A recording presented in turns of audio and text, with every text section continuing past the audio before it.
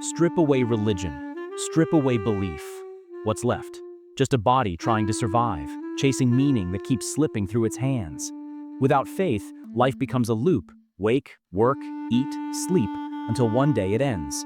The world keeps spinning, but the reason to get up starts to fade. Faith once painted the chaos with color. It made every loss sound like a lesson, every victory feel blessed. It told you that nothing was random, that even your suffering had a script. But when belief falls apart, the script disintegrates. The storms were never tests. The blessings were never signs. They were just weather, blind, indifferent, unplanned. You start to see people differently, not as heroes in a divine story, but as frightened creatures holding on to whatever makes the night quieter. Every smile, every prayer, every ritual, just survival in disguise. And you realize you're no different. Even when you claim not to believe, a piece of you still begs for someone to be watching. Because meaning feels safer when it comes from somewhere else. Then comes silence. A silence so heavy that it fills every room. You ask questions and no one answers, not even the sky. And that's when it hits. Maybe the silence is the answer. Maybe nothing has been listening all along. Faith was never only about gods, it was anesthesia. It dulled the edges of uncertainty, gave shape to pain, made death look like relocation instead of extinction. It promised reunion, justice, forgiveness, continuation. Without it, the air feels colder. No karma to balance the scales, no heaven to fix what the world broke. You start to understand that morality might have been built on fear. People behave not because they're good, but because they're scared of consequence. When that fear vanishes, masks fall. You see ambition without its halo, just hunger with a smile. You see kindness that expects applause. You see love that bargains. Every gesture becomes transparent, every motive exposed. At first, the truth is unbearable. You start to miss the comfort of illusion, that soft blanket of purpose you used to wrap around chaos. But slowly, you learn to breathe in the cold. You realize honesty can hurt and still heal. It's the difference between a drug and a cure. Faith offered comfort. Truth offers clarity. You can't have both. And when you finally choose clarity, everything changes. You start looking people in the eyes longer. You listen more, because you know no one's words are guided by destiny. They're just fragile sounds in the void. You start to value moments, not because they're blessed, but because they're temporary. When the story of heaven dies, the loop appears. Wake, work, eat, scroll, sleep, repeat. The same cycle dressed in different seasons. You start wondering if life is just an elaborate waiting room for death. You see billions of people moving in rhythm, not toward enlightenment, but toward distraction. Everyone's busy running from something invisible, boredom, silence, self. We fill our time with tasks, our minds with noise, our hearts with goals, not because they matter, but because they keep us from thinking. The loop feeds itself. Society rewards repetition, consume, produce, conform. We call it progress, but it feels like a treadmill. And when faith disappears, the treadmill squeaks louder. Without heaven, work is just work. Without destiny, love is just chemistry. Without purpose, success is just numbers that never stop growing. But here's the twist. When you stare long enough at that loop, it begins to dissolve. Underneath all the monotony, something small but powerful stirs. Awareness. You start to notice how even the most ordinary things glow faintly when you stop demanding they mean something. Rain on rusted metal, the hum of a fan in a dark room, a stranger laughing at nothing. These moments become holy without needing to be sacred. You begin to understand that meaning doesn't have to be given, it can be made. And making meaning, even in the face of nothingness, feels like rebellion. You become the author of your own illusion, but this time, you know it's an illusion, and that honesty makes it beautiful. You stop chasing eternity and start noticing detail. The smell of coffee in the morning, the way dust floats through sunlight, the shortness of every heartbeat, the fragility of every connection. None of it answers why, but it all whispers, here. The loop doesn't disappear, but you walk through it awake. You stop waiting for divine permission to live. You stop asking for a map in a world that was never charted. You accept that there may never be meaning in life, only meaning made by living. And that realization cuts deep, but clean. Because for the first time, you're not pretending. You're not praying for rescue. You're not bargaining with the void. You're facing it and walking through it. If there's no God, no destiny, no eternal reward, what are we even doing? Maybe we're just temporary sparks in infinite darkness, burning bright for no reason other than that we can. Maybe we build stories because silence terrifies us, and that's okay. Maybe the point isn't to escape the void, but to make something beautiful inside it. Because when faith fades, what remains isn't nothing. It's everything real. Every fleeting second, every raw feeling, every heartbeat that doesn't need approval from the heavens. The world doesn't promise you purpose, but it gives you presence, and that's enough, if you can bear to see it without the veil. In the end, maybe the collapse of belief isn't destruction. It's exposure. It's the universe stripping off its costume and whispering, "This is all there ever was." And if you can look at that truth and still choose to live, to create, to love, to keep moving, then you've found something stronger than faith. You found honesty. And honesty, in a world built on illusion, is the only sacred thing left. Once the stories fade, the structure remains. The body still wakes, the city still hums, the clock still ticks. But everything feels mechanical, hollow, like a machine running on habit. Without belief, you start noticing the gears, the system that moves people like parts. Everyone grinding forward, selling time for survival, mistaking motion for progress. Work, earn, spend, sleep, repeat. The world calls it growth, but it looks more like exhaustion disguised as achievement. You see faces on trains, eyes glazed, souls outsourced, dreams reduced to deadlines, ambition reduced to bills, and all the while we pretend this loop is noble, that it means something. But strip away reward, strip away heaven, strip away legacy, and the machine stands exposed, a loop that feeds on repetition. Without faith, the illusion cracks. You realize society doesn't care about fulfillment, it only cares about function. You're born into a program written long before you arrived. Study, obey, earn, reproduce, consume. Every generation inherits the same script and calls it freedom. But it's not freedom, it's inertia. And when you finally stop pretending that there's a higher purpose behind it, the silence hits. You ask, is this it? A brief consciousness, grinding through a system, trying to stay relevant until time deletes you? The answer doesn't come. Only the hum of the machine continues, steady, indifferent. Nietzsche said it, God is dead. But what he meant wasn't celebration, it was warning. When you kill the idea of God, you also kill the anchor that kept meaning from drifting. What replaces it? We thought freedom would. But freedom without foundation becomes chaos in disguise. The moral compass, once tied to eternity, now spins aimlessly in human hands. Right and wrong become negotiable. Truth becomes personal. Every person becomes their own small god, inventing reality to suit their comfort. And this too becomes machinery, the machinery of self-worship. Everyone chasing their own version of meaning, selling it as gospel. Social media prophets, gurus in luxury, philosophers in pain, all trying to fill the throne that once belonged to something higher. But the throne stays empty, because no human can sit where infinity used to be. And that's the hidden tragedy of God is dead. It didn't free us, it left us weightless. Without divine judgment, morality becomes performance. Without eternity, time becomes a race. Without heaven, ambition becomes addiction. We thought we'd be gods.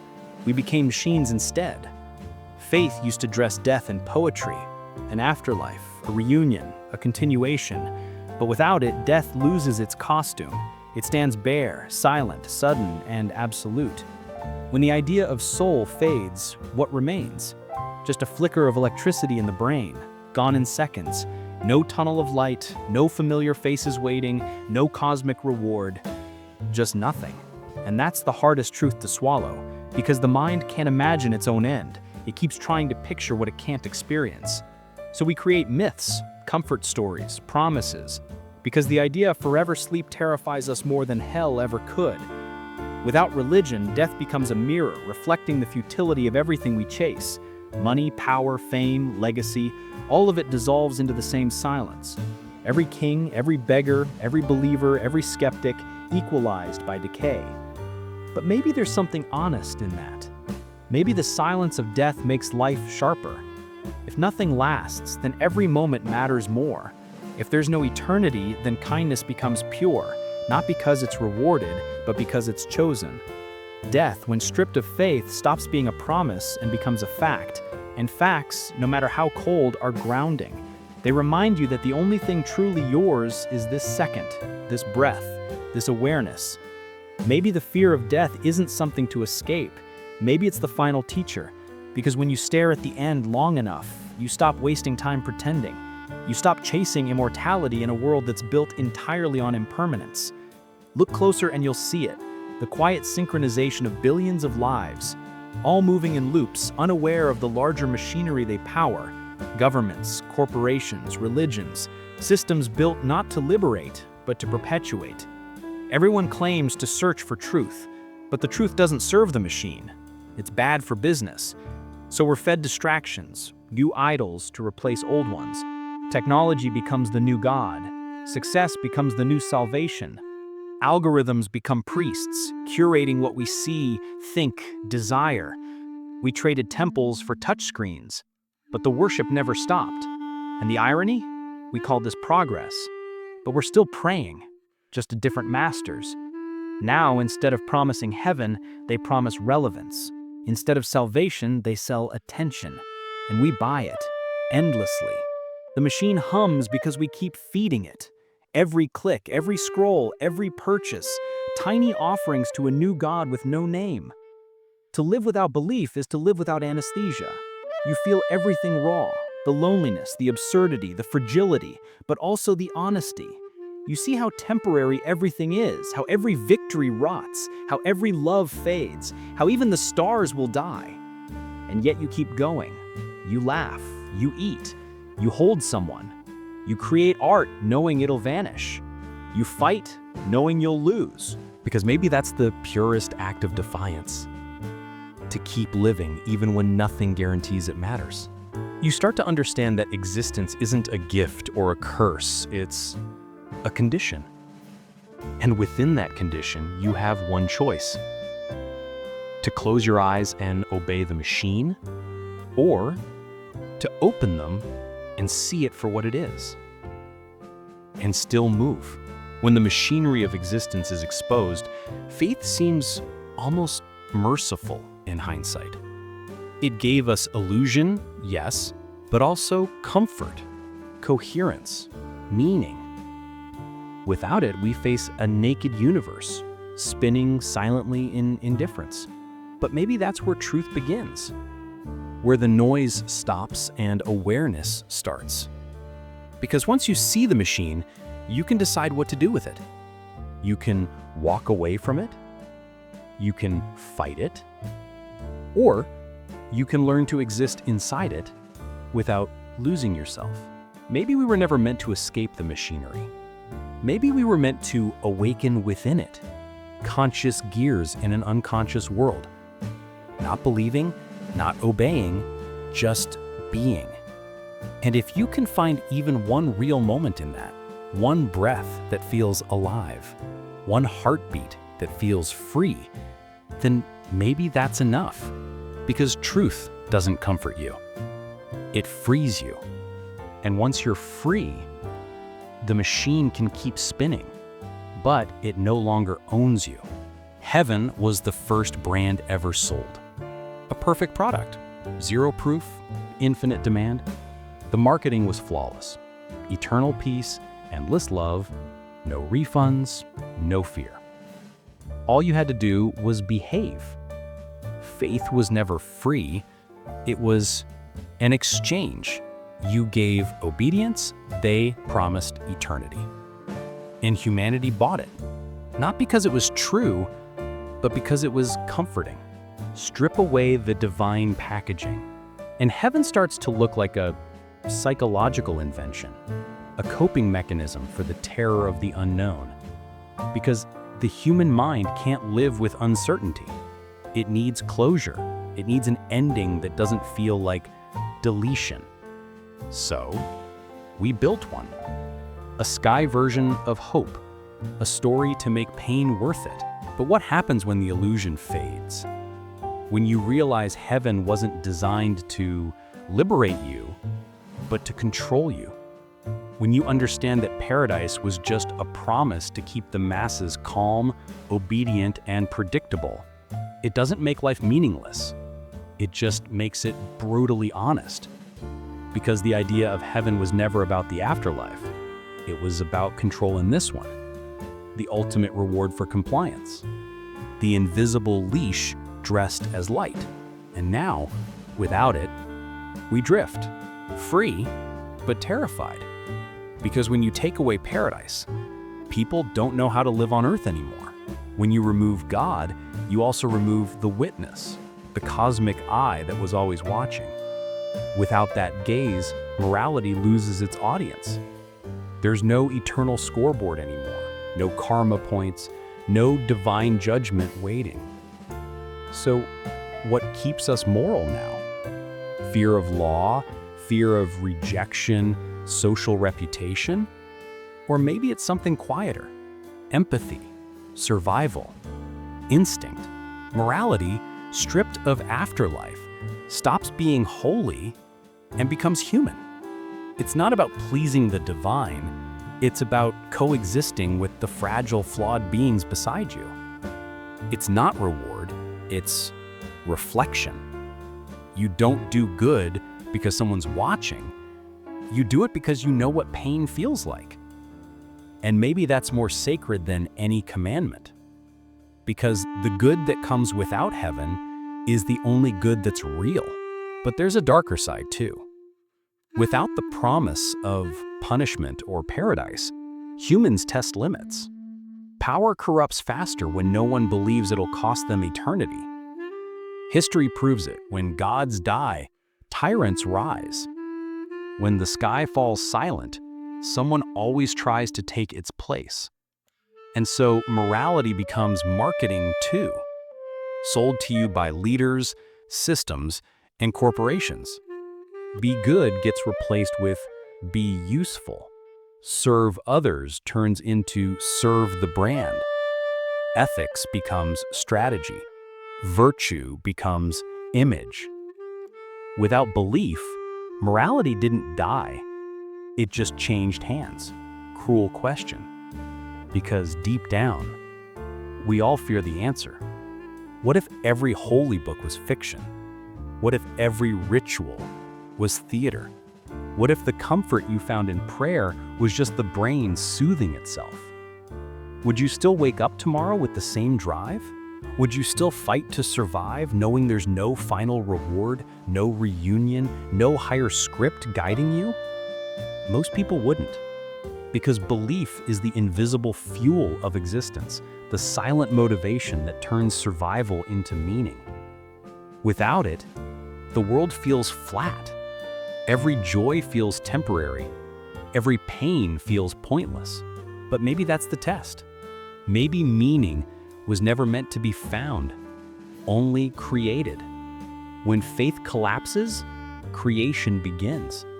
You stop living for heaven and start living for moments. You stop seeking purpose and start building one. You stop asking, why me, and start saying, why not? If religion was a lie, maybe the truth is this. You are the meaning maker now. You write the scripture of your own days. And that's heavier than faith, but it's also freer. The divine isn't gone. It just changed form. It became consciousness itself. Every time you choose kindness over apathy, you resurrect God, not in the sky, but in yourself. Humans are addicted to lies that make them feel safe. We call them hope, love, dreams, destiny. We crave stories because reality alone is too sharp. So even when religion dies, illusion doesn't. It just changes costume. Now, instead of praying to gods, we pray to goals.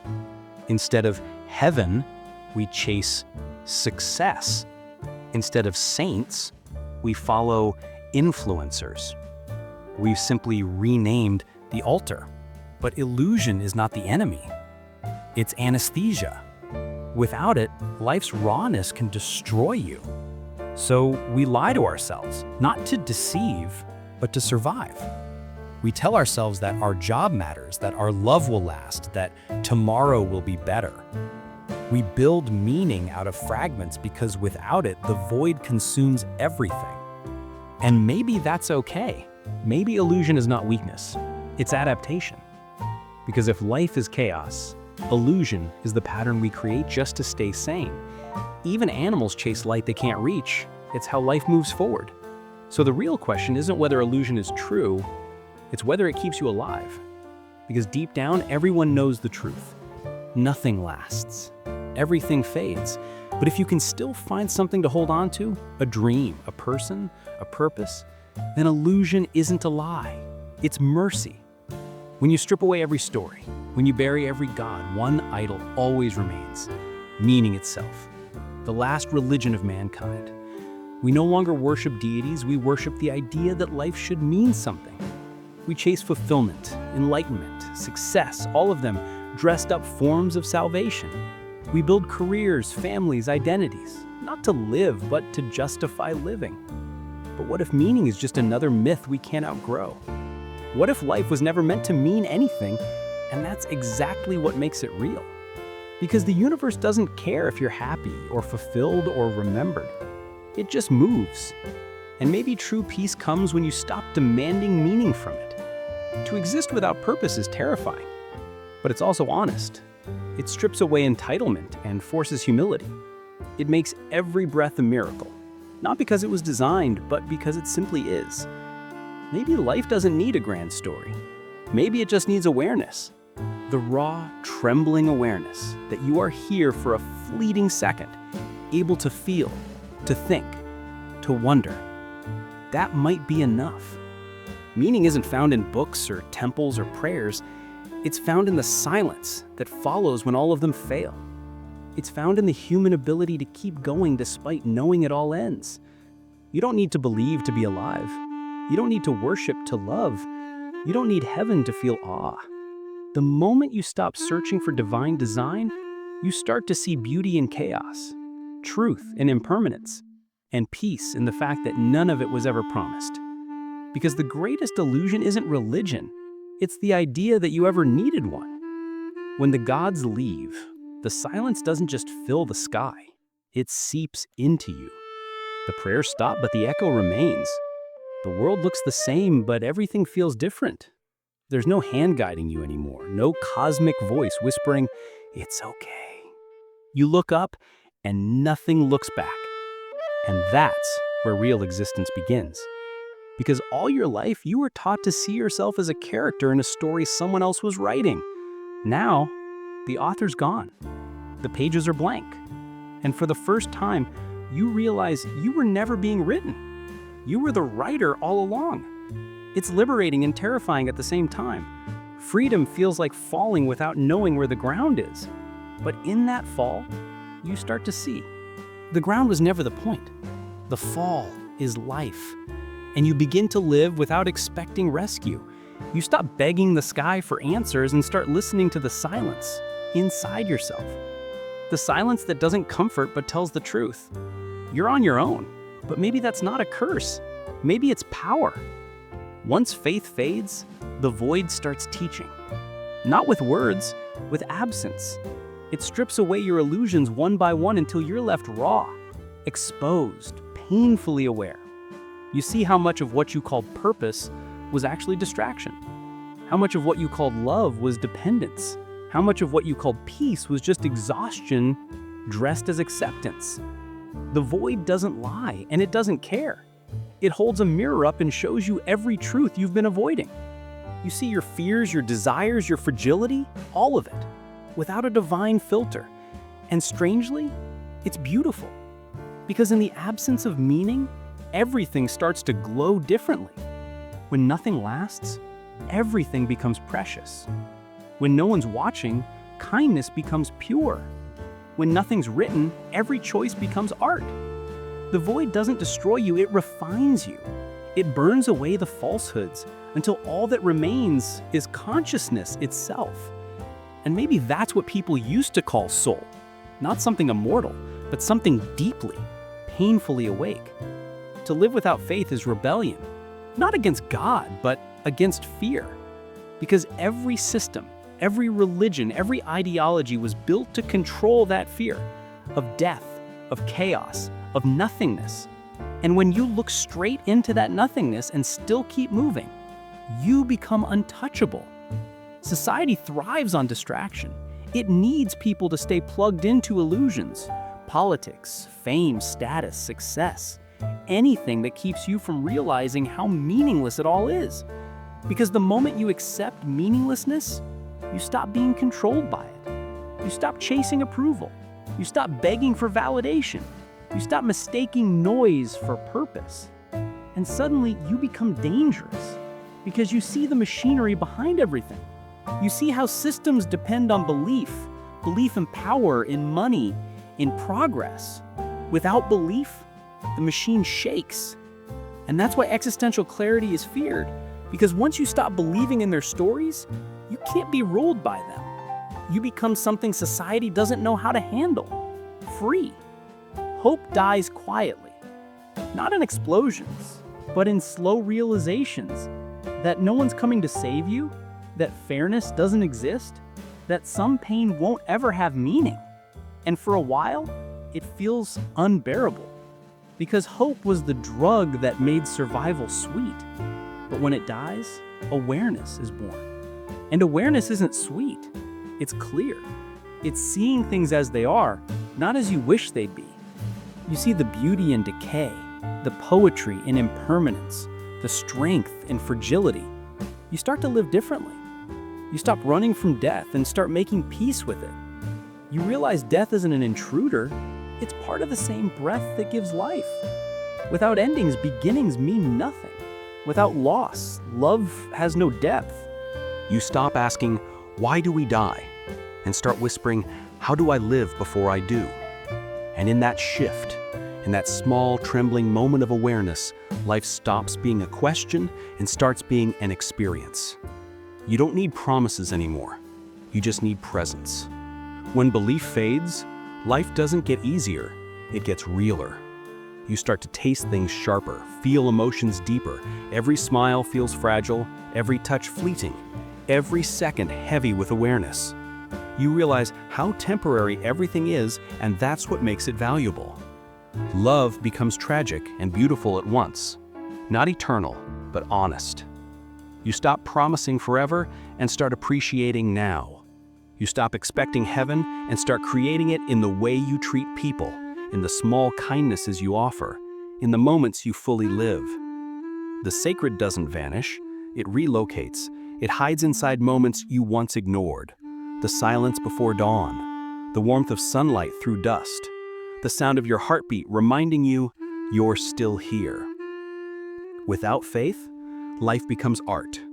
A piece you're constantly painting with trembling hands, knowing it'll be erased one day. And that's exactly what makes it worth creating.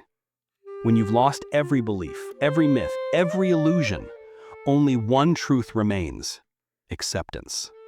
Not the weak kind that gives up, the strong kind that sees things clearly and still chooses to live. Acceptance doesn't need prayer or scripture. It's the quiet nod to existence as it is, brutal, unfair, breathtaking, real. It's saying, I see the chaos, and I'll dance anyway. It's lighting a candle, knowing the wind will blow it out. Because life was never about conquering the void. It was about finding grace inside it. Acceptance turns fear into freedom. It turns absence into awareness. It turns despair into depth. You don't need to escape the darkness to find peace. You just need to stop fighting it. Because once you accept the void, it stops being a threat. It becomes the background against which everything meaningful stands out. Your love, your pain, your art, your existence. Acceptance is the moment you stop demanding a reason to live and start living as the reason itself. So what is life without faith? It's raw, it's brief, it's terrifying, but it's also pure, stripped of illusion, free from story.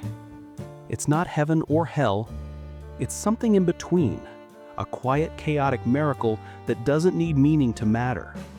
You exist, and that's enough.